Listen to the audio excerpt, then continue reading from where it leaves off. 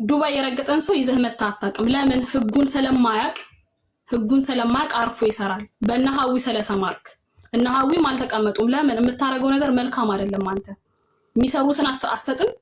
የሚሰሩትና የሚደረገው ነገር አንድ አይደለም። የምታወራው አንድ አይደለም። ሁሉ ነገር ቁልፍልፍ ያለ ነው። የምትደበቀው በታዋቂ ሰዎች ውስጥ ምናምን፣ በቲክታከሮች፣ በፊልም አክተሮች፣ በምናምን ነው። ራስን ከፍ የምታረግበትና የምትኖርበት ህይወትክ ይለያያል። ሲቀጥል የ54 ደቂቃ ቮይስ አለኝ። ምናልባት ለሚስትክ ለሶሊያና ሊጠቅማት የሚችል ማስረጃ አለኝ። አስፈላጊ ከሆነ ለሀቢባ ልክላታለሁ። ውሸታም ነኝ እኔ፣ አስመሳይ ነኝ፣ ቀፋይ ነኝ እያልክ የምታወራባቸው ነገሮች አሉ። ዛሬ ሁሉም ነገር አልፏል። በሰዎች ላይ ልታደርግ ያሰብከውን ማለትም በእኔ ላይ ያለው ነገር ይብቃ ነው ያልኩት። በቃ መስዋዕት ከፍያለሁ። እኔ ያሰብከው የነበረው 10,000 ስታደርግ 2 የ3 የ4 የ5 የ6 የ6 ወር ደሞዝ ወጪ ገቢ ስታደርግ ከ6 ወር በኋላ በስሜ ብር ብትጠይቅ ኤደን ፈርሚ ስትለኝ ድጋሚ ፈርምልሃለሁ። በስሜ ብር ብትበደር 50,000 ወይ ደግሞ ለምን 10,000 ነው ያልከው 100,000 ብር ብትበደር ስንት ዓመት ሰርቼ ልከፍለው ነው የነበረው ያሰብከው? በእያንዳንዳችን ብር ብትበደር ስንት ዓመት ሰርተን እንድንከፍለው ነበር። ከዛ ምን አልከን? ሁላችሁም 7ቱም ገልፍ ሀገራት ላይ በትናችሁና ሱቅ ከፍታለሁ፣ ለዛ ሱቅ ማናጀር አረጋችኋለሁ አልከን። ምን አልኩ? እኔ የትም እግሬን አላነሳም። የመጣሁት ዱባይ ነው፣ ሰርቼ የምመለሰውም ከዱባይ ነው። ባለቤትክ በሳምራዊት ወይም ብሪቱ ምን አለች? እኔ ያሰብኩት አንቺን ኦማን ነው፣ ከኔ ጋር ኦማን እንሆናለን፣ ሱቅ እንከፍታለን፣ እንሰራለን እዛ አለች። ለምን ነበር ይሄን ያሰብከው? ይሄን ትመልስልኛለህ? ለምን ነበር 10,000 ያረከው? የምሬ ባለቤቴ ያልከው ሰው መጥቶ ማውራት ይችላል አስፈላጊ ከሆነ። የገንዘብ ችግር የለበትም። ኖ የገንዘብ ችግር የለበትም። ልጥቃሊ ህይወት ትቼ የመጣሁት እዚህ ሀገር ስመጣ ስለአንቺ ህይወት አይደለም የጠየቅሽኝ። ግን ዳቆን ነኝ ባይነክ ድቁናህንም ተውና ፈጣሪ ያለ አንድ ቀን እንሞታለን ብለህ አስብና ሀቅን ተናገር። ኤደን ወደ ፐርሰናል ነገር አትሄጂ። እኔ ሃይማኖት፣ ብሄር፣ ገለመሌ እንዲጠቀስ ሀቢባ ያውቃል የቤትሽን ህግ። ግን ሀቅ ይናገር፣ ውሸት አይዋሽ ምናምን ስትይ ሃይማኖት እየጠቀስሽ ነው ወደ ሃይማኖት። ስለዚህ እሱ የሚጠቀመው ያን ከታች ስለሚያደርግ ነው። ከዛ መደበቅህን ውጣና በሀቅ ሃይማኖት የቀራት ነገር አለ። በጣም ከኔ የቀራት ነገር አለ እያወራ ነው። ስለዚህ እኔ ከአንተ የቀረኝ ነገር ፍቅር የለም። አመሰግናለሁ ወንድሜ ነክ። ምንም ነገር የለብኝም። ግን እኔ ላይ ለሚደርስ ነገር የኢትዮጵያ ህዝብ አንድ ነገር ወይ በልጆቼ ወይ በቤተሰቤ ላይ የሆነ ነገር ቢደርስ ምስክር ሁኑ። ዛሬም ሀቁን ወሬ ሳወራ ሪከርድ ሊያደርግና ድጋሚ ኬዙን ሊቀሰቅስ እንደሚችል አውቃለሁ። አትጠራጠሪ፣ ያደርገዋል። ቆይ ኖ አይደለም፣ ቢቀሰቅስ እንኳን ያወራሽው ውሸት አለ። እኔ የለም እውነት ያለው ነገር ዲቴል እኔ እነግርሻለሁ። ሁሉንም ነገር ሀቅ ይዤ ነው እያወራሁ። ሀቄ ደግሞ መጀመሪያም ሀቄ ሊጥለኝ ነበረ። በሀቄ በውሸት እሱ ሊደፋኝ ነበረ። ከዛ በሱ መስመር ውስጥ ገባሁኝ። ያ መስመር አተረፈኝ። እሱ ያዘጋጀው እንዲህ ቢደረግ እንደዚህ ይሆናል፣ እንደዚህ ቢሆን እንደዚህ ይሆናል ብሎ ያዘጋጀው ቀመር ላይ እኔ ገባሁኝ። ኤምባሲው እረድቶኝ እኔ ሀቄን ነበር ይዤ የነበረው። ገባሽ አይደለ? መጀመሪያ ሀቅ ይዣለሁኝ። አሁንም አይቀርም እያለ ያለው ያንን ነው። ሀቅ እየተናገርኩ ስለሆነ ነው። እሱ የሚያስለፈልፈኝ አውቆ ነው። ውሸቶችን ያወራል። ከዛ እኔ ሀቁን አወራለሁ። ይኸውልሽ ሀቅን የያዘ ሰው ፍጹም ወድቆ አይወድቅም። አንቺ ሀቅን እየተናገርሽ ሲቀጥል ደግሞ ይኸውልሽ ሰባት ሰዎች ምስክር ሆኑ እኔ ላይ ብር ተበድራለሽ ብለው። ኦኬ ልንገርሽ አንድ ነገር ኤደን፣ ሀቅ ካወራሽ ምንም የሚያስፈራሽ ነገር አይኖርም። ሪከርድ አድርጎም ፍርድ ቤት ቢወስድሽ ፍርድ ቤት ሄደሽ ሀቁን ነው የምትናገሪው። የትም ቦታ ሄደሽ ሀቁን ነው የምትናገሪው። ሀቅ የሚናገር ሰው የትም ገደል ቢገባ አይፈራም። ለምን? ከሀቅ ጋር ፈጣሪ አለ። ሀቅን ከያዘ ሰው ጋር ፈጣሪ አለ። አንቺና ፈጣሪ ታውቃላችሁ። ሀቅ ከሆነ የምትናገሪው ማንም እዚህ ጋር አያውቅም። አንቺና ፈጣሪ ሀቅ የምትናገሪ ከሆነ ምን የሚያስፈራ ነገር የለም አይደል? ሀቁን ሳወራ መልሶ እኔን ጠልፎ ሊጥልኝ የሚያስበው ነገር አለ። ፍቅር የዋዛ ሰው አይደለም። ሀቢባ ምን አለች? ኤደን ትይኛለሽ የሆነ ነገር ሲከሰት ወይኔ እቺ ልጅ ብላ ነበረ ብለሽ የምትይበት ጊዜ ይመጣ ማለትም ትረጅኛለሽ ብዬ አስባለሁ። አሁን ግራና ቀኝ ስታይ ግራ ይገባሻል። እኔም እውነት አለኝ እሱም እውነት ያለው ይመስልሽ ግራ ይገባሻል። ለምሳሌ እኔ አንቺ እኮ የፍርድ ቤት ዶክመንት ስለላክሽልኝ ነው እኔ እንደዚህ አምኜ እየሰማሁኝ ያለሁት። ኦኬ አንቺ 10,000 ጻፈ። እኔ ቅድም አሁን አንቺ ስትናገሪ 10,000 እንደ ጻፈ ደሞዝሽን አልነገርሽንም ነበር።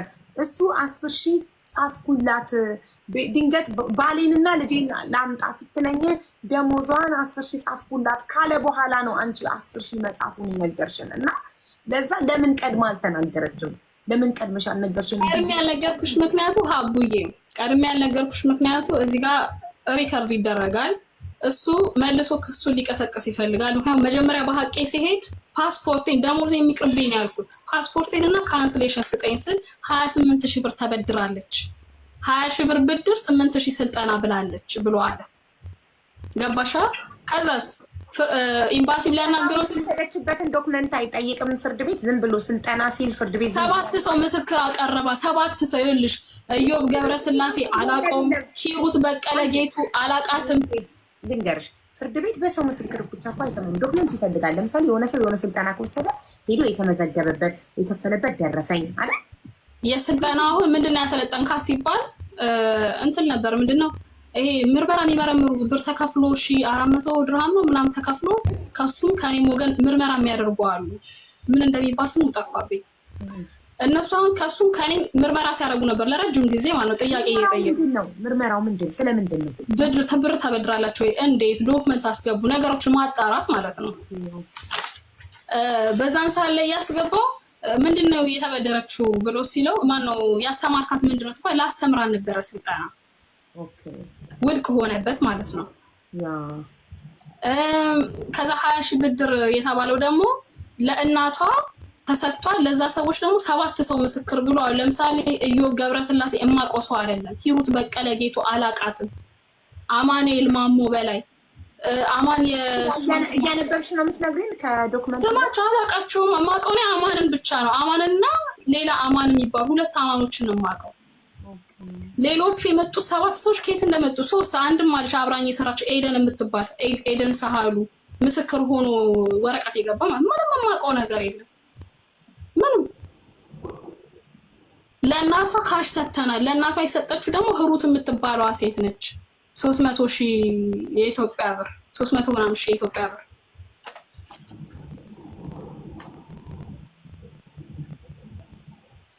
እሺ አሁን የእሱ ተራ ነው፣ እንዳታቋርጭ ፕሊስ። እሺ አንቺ የራስሽን ሁሉ ነገር ተናግረሻል። እሺ ይቀጥል። አቡ በእኔ በኩል ያለውንም እኮ ጨርሻለሁ። ምክንያቱም በእኔ በኩል የምጠየቀው ነገር ካለ የቀራት ነገር ካለ በየትኛው መንገድ እከፍላለሁ። ነገር ግን እንኳን በእኔ በኩል ሊቀራት ይቅርና እኔ በመልካምነት በቅንነት አስቤ ያደረኩትን እሷ ወደ ሌላ ወስዳ ወደ ፍርድ ቤት ወስዳ አሁን እንደዚህ የተለያዩ ሰፊ ነገር አውርታለች። ነገር ግን ምንድነው ከስር 2 3 4 ነገር እየጠበቀኝ ያለ ወደዛኛው ጉዳይ እንጂ ከእሷ ጋር ጉዳይ ያለው በፍርድ ቤት ያለቀ ጉዳይ ነው። በቃ የተዘጋ ጉዳይ ነው። አንቺ ግን ስላመጣሻት ለዛ ጉዳይ ለዚህ 15,000 ለተቀመጠው ሰው እሷ አውርታ ከምትወርድ በተወሰነ መልኩ ማስረዳት ስላለብኝ አስረድቻለሁ። አጠር አድርጊ ከጅምሮ ለምሳሌ ደግሞ 24 ሰዓት እንሰራለን ብላለች። ከጅምሩ ከዚህ ቤት 24 ሰዓት ሳይሆን 1 ሰዓት ስሩ ተብሎ አይገደዱም በመጀመሪያ ደረጃ ማለት ነው አቡ።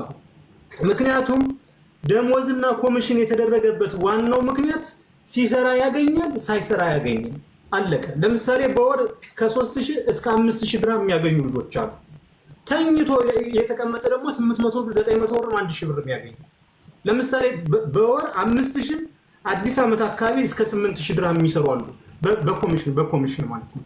ስለዚህ ተሰጠኝ አልተሰጠኝ አሁን እኔ እና እሷ መነጋገር የሚገባን ወይም ደግሞ ማውራት የሚገባን የቀራት ነገር ቢኖር ሜቢ መልካም። ነገር ግን የመጣችው ስም ለማጥፋት ነው አይደለም? የምትፈልገውን ነገር ተናግራለች። ስለዚህ ትውረድ። በኔ በኩል ምን እናገረው ነገር ማለት ነው። እኔ ማንም ሰው ቤቴ ስም እንዲያጠፋ አልፈቅድም። ፈርስት ኦፍ ኦል ሌላ ነገር ደግሞ ስም ልታጠፋ ሳይሆን እኔ እንትገባ የፈቀድኩበት ምክንያት ዶክመንቶች የፍርድ ቤት እውነት እሷ አንተ ጋር ስለመስራቷ የእውነት ስለማካሰሳችሁ ሁሉን ነገር ማስረጃ ስለላከችልኝ ዋትሳፕ ላይ ለዛ ነው እንድትገባ። ማንም ሰው ይሄ ቤት የህዝብ ቤት ነው።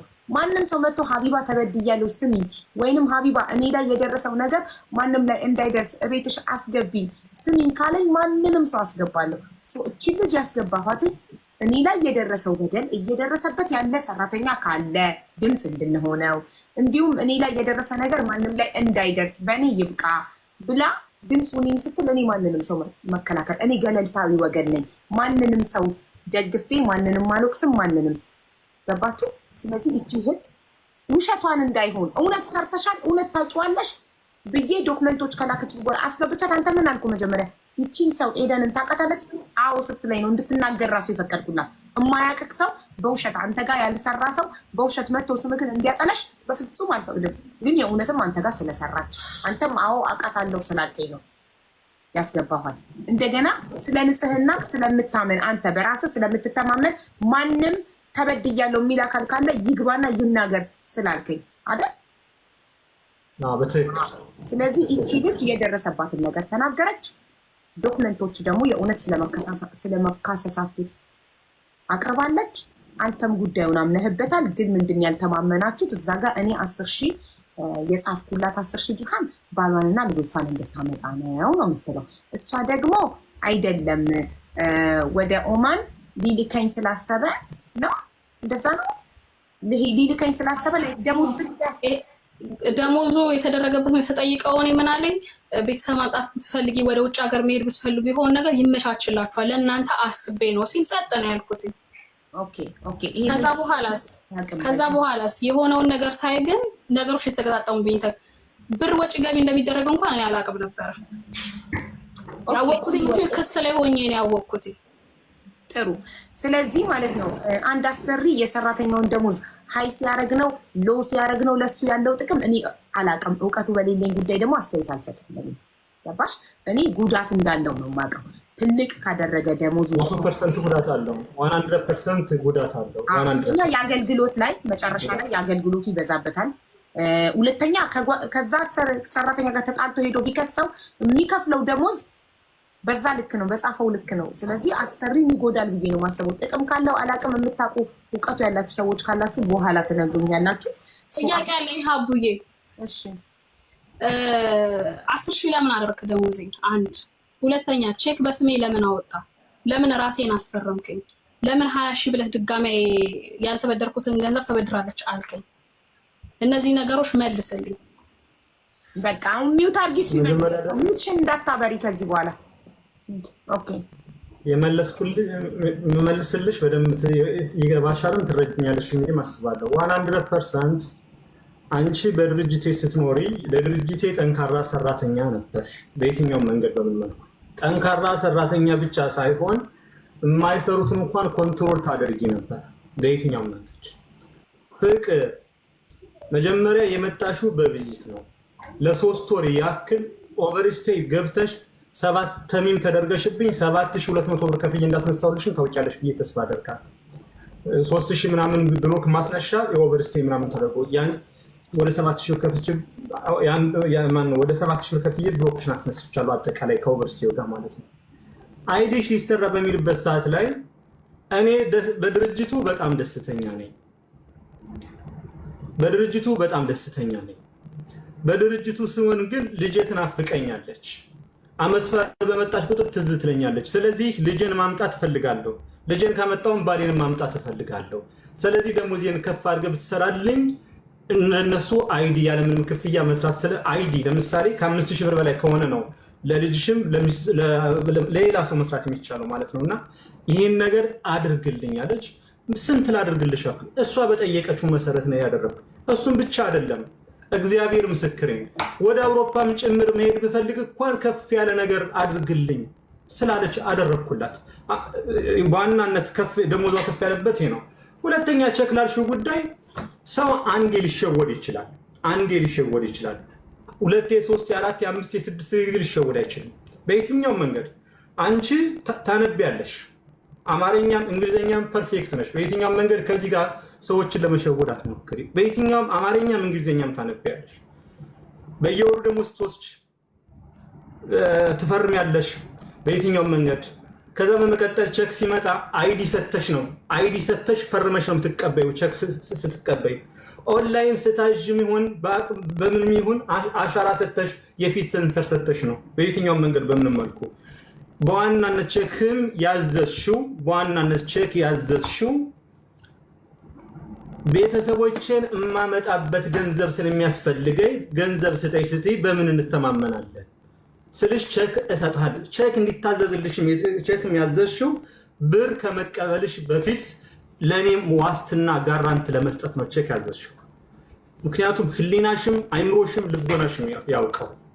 ስለዚህ ለሁለቱ ጥያቄዎች መልስ የሰጠውሽ ይመስለኛል። ሜቢ እንዳላንዛዛው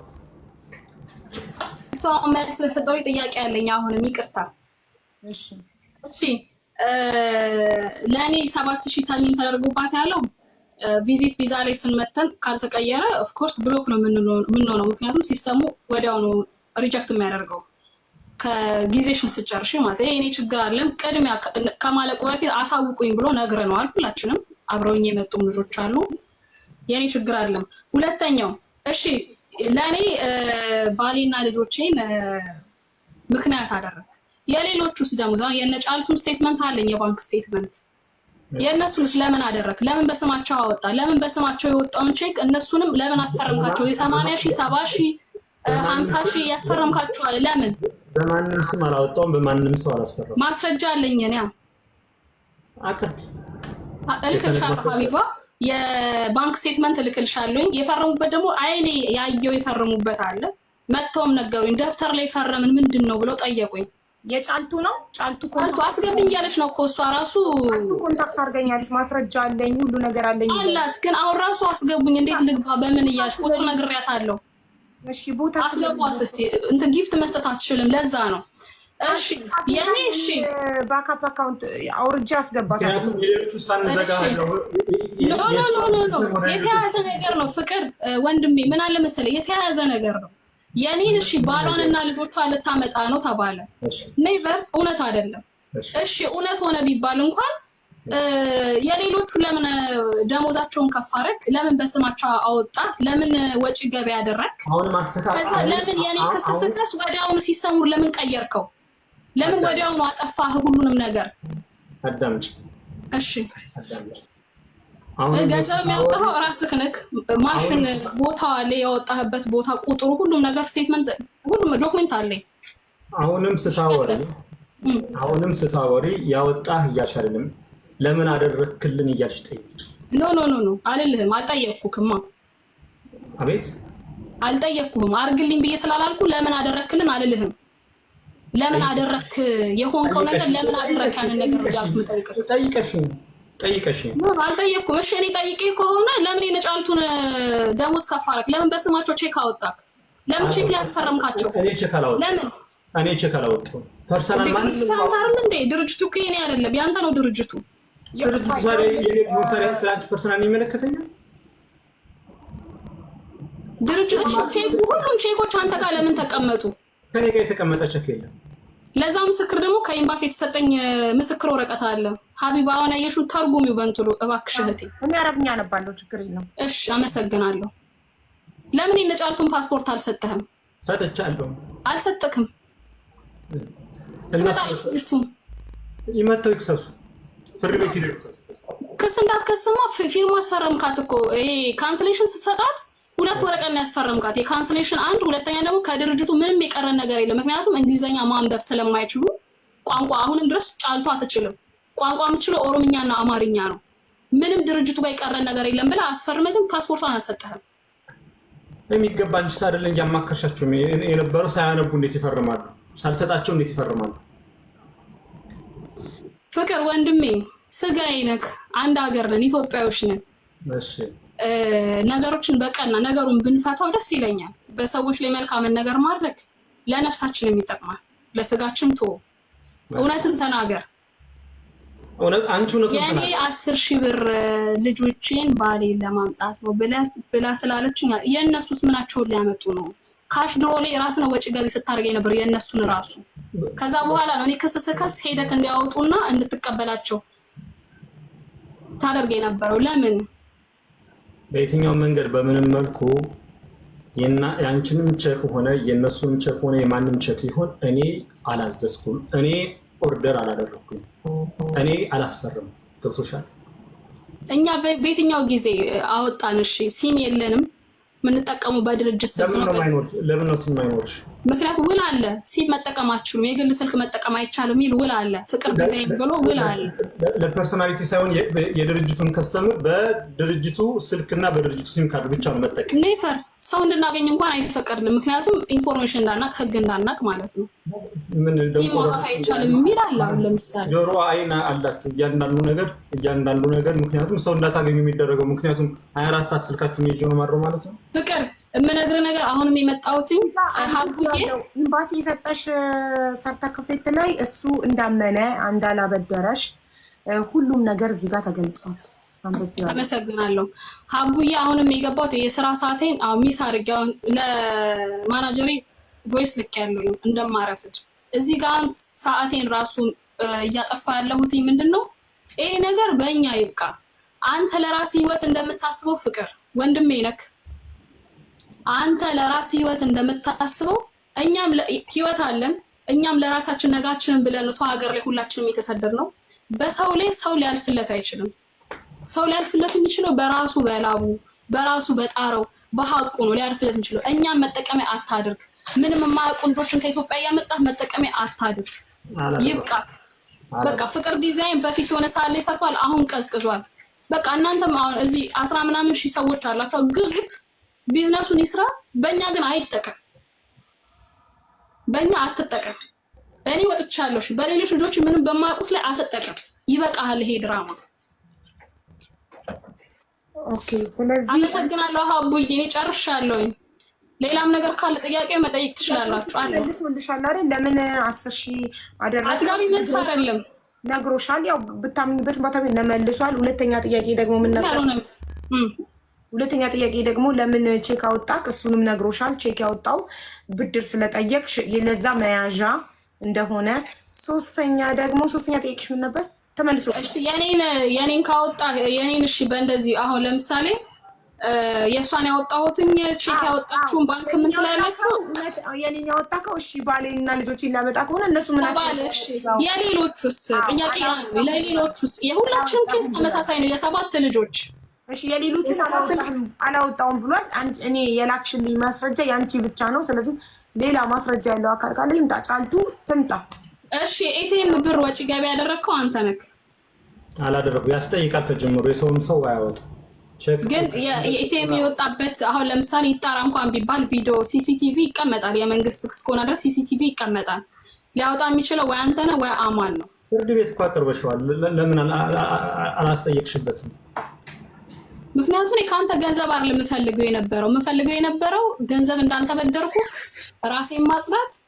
ሁለተኛ ነገር ከአንተ